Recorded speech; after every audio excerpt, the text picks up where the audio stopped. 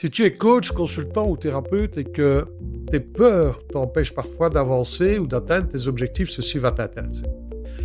Ce matin, une personne me partageait que son désir le plus grand était d'oser dépasser ses peurs.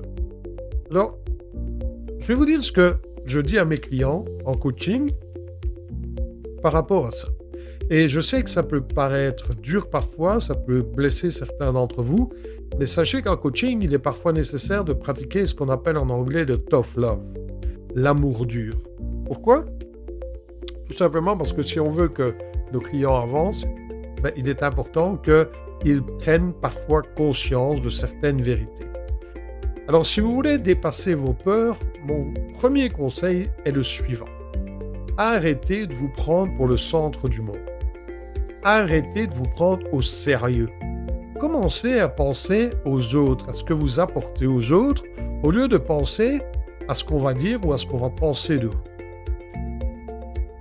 Souvenez-vous, la peur, la vraie peur, est avant tout un mécanisme de survie, un instinct qui a permis à l'humanité de survivre. Mais aujourd'hui, ce que l'on appelle la peur, c'est juste une manifestation de notre ego.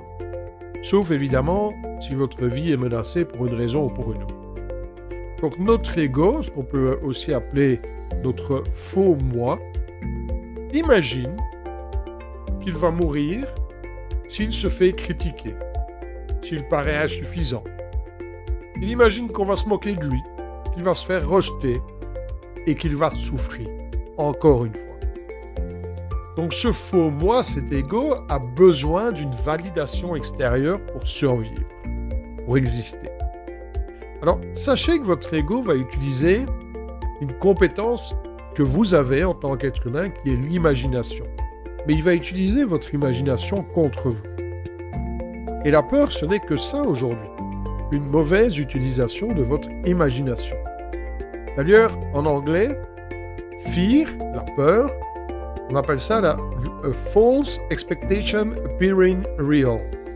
Une fausse attente apparaissant comme réelle.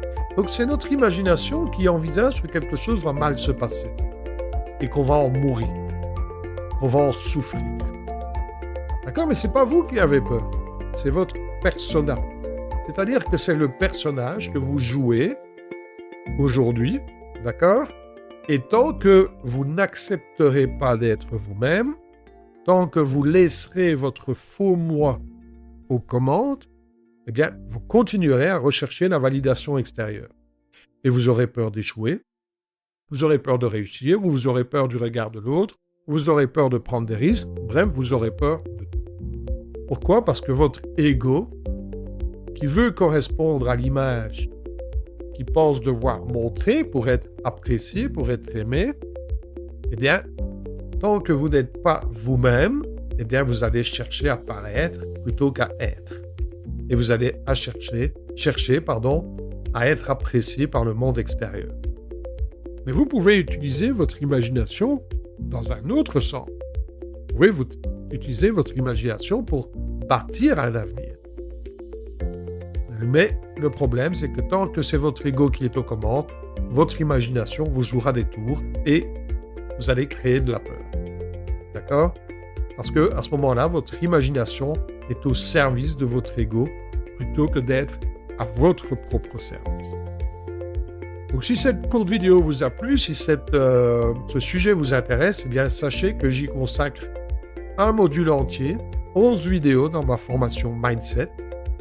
J'y parle entre autres de la véritable source de la peur, j'y parle de comment dissoudre la peur à sa racine. Et pour y avoir accès, commentez simplement Mindset, MIND7, et je vous envoie le lien. À très vite!